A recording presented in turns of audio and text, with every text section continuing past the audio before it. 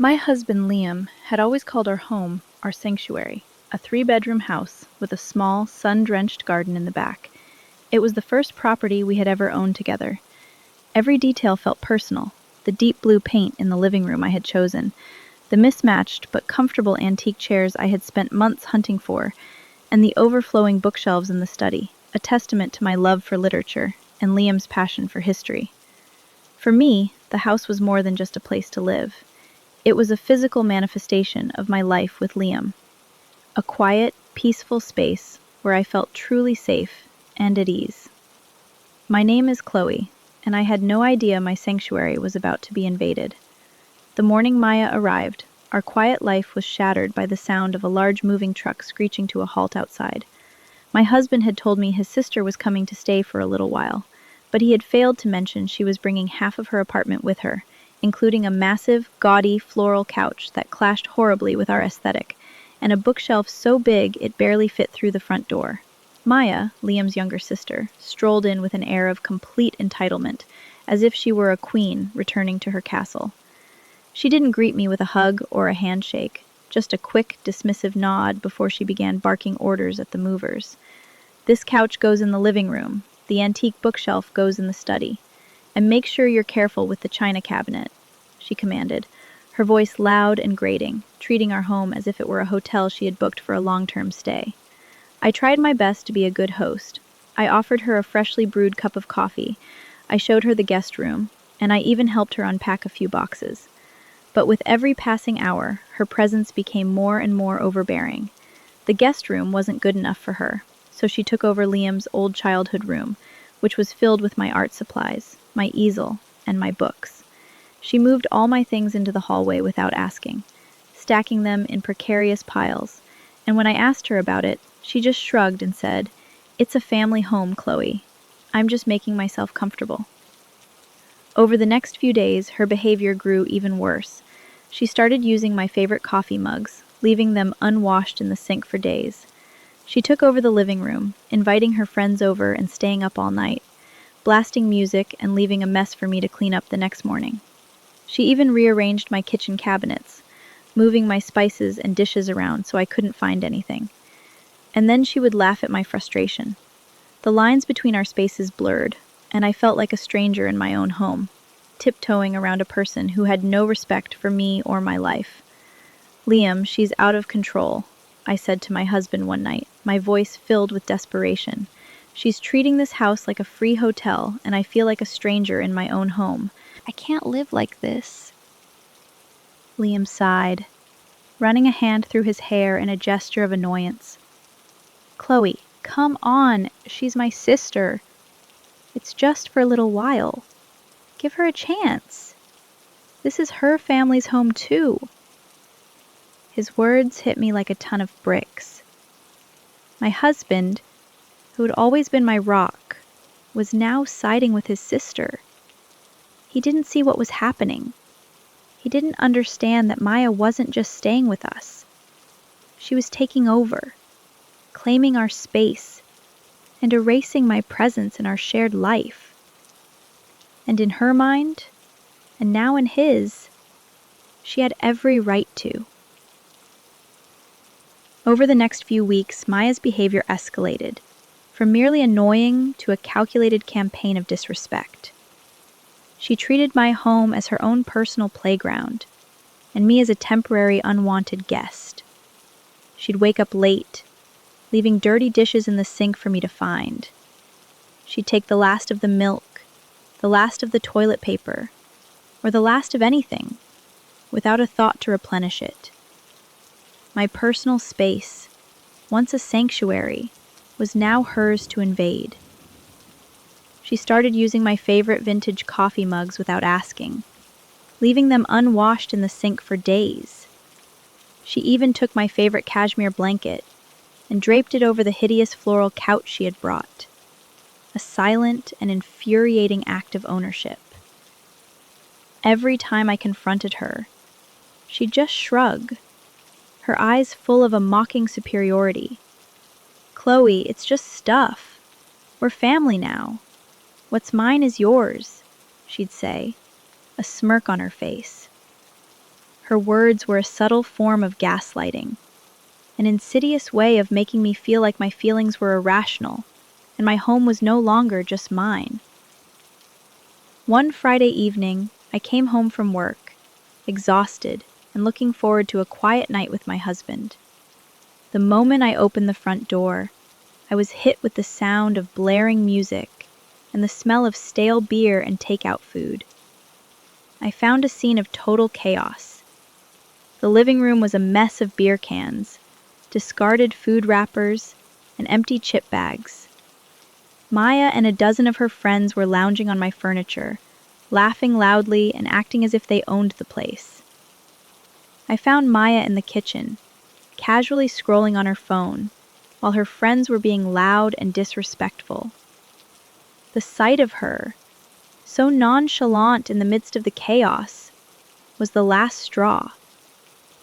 "Maya, what is this?" I asked, trying to keep my voice calm, but my hands were shaking with suppressed anger.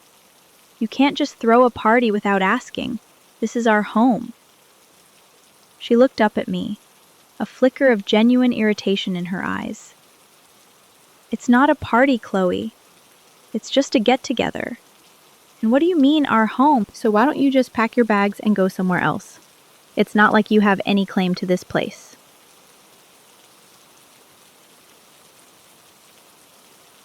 My heart pounded in my chest. I couldn't believe what I was hearing. She was actually trying to kick me out of my own home. My eyes darted to Liam, who had just walked in. He saw the mess, heard the music, and heard Maya's outrageous demand. This was it. This was his chance to stand up for me. "Liam, did you hear that?" I pleaded, my voice trembling with a mixture of anger and betrayal. "Your sister just told me to leave." Liam's expression was a mixture of embarrassment and helplessness. He mumbled something under his breath, a weak attempt to calm the situation. "Maya, don't be ridiculous. Chloe, let's just talk about this later." His lack of action was the final, most painful blow. I looked at Maya, who was now smiling triumphantly, and at Liam, who was staring at his shoes. They were a team of two, and I was on the outside looking in. I had given them every chance to do the right thing, and they had both failed. A quiet, cold rage settled over me, a feeling more powerful than any anger I had ever felt before. They wanted to play a game of power and ownership? Fine. I was about to show them who really owned this house. The music in the living room seemed to grow louder, amplifying the tension in the air. Maya and her friends watched me with a mix of disdain and triumph. Liam stood frozen, looking at the floor, a picture of silent cowardice. The raw pain of his betrayal was a physical ache in my chest. I felt a chill run through me, but it was not from fear. It was from a cold, unwavering resolve. I had spent months trying to be the perfect wife, the perfect sister-in-law, the perfect addition to their family, but all I had been was a doormat. No more. I looked at Maya, my eyes locking with hers. "You're right," I said, my voice low and steady, a stark contrast to the chaos around us. "If I don't like it, I can leave, but there's just one problem with your little plan." A smug grin spread across her face. "And what's that, Chloe? You don't have anywhere else to go? I knew it." She looked at her friends and let out a little triumphant laugh. I didn't dignify her with an answer. Instead, I walked over to the antique china cabinet she had moved into the living room and carefully opened the bottom drawer. Her friends, intrigued by my strange behavior, quieted down. The music was still blaring, but no one was paying attention to it anymore. I reached inside and pulled out a small leather folder. It was old and worn, a testament to its importance.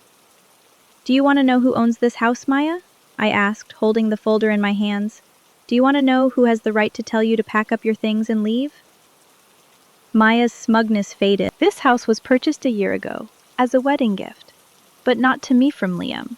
It was a wedding gift from me to him, with my money." The silence was deafening. Even the music seemed to quiet down. Liam's head snapped up, his eyes wide with shock. He had never seen this folder before.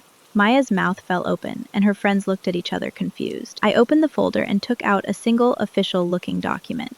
The name on the deed, clearly visible, was not Liam's or his parents'. It was mine. The date was a month before our wedding. "This house," I said, my voice unwavering, "is mine. Every single room, every single piece of furniture is mine. The guest room you refused to use is mine. The antique bookshelf you brought in is sitting in my study. The kitchen you rearranged is my kitchen." I handed the document to Maya, forcing her to take it.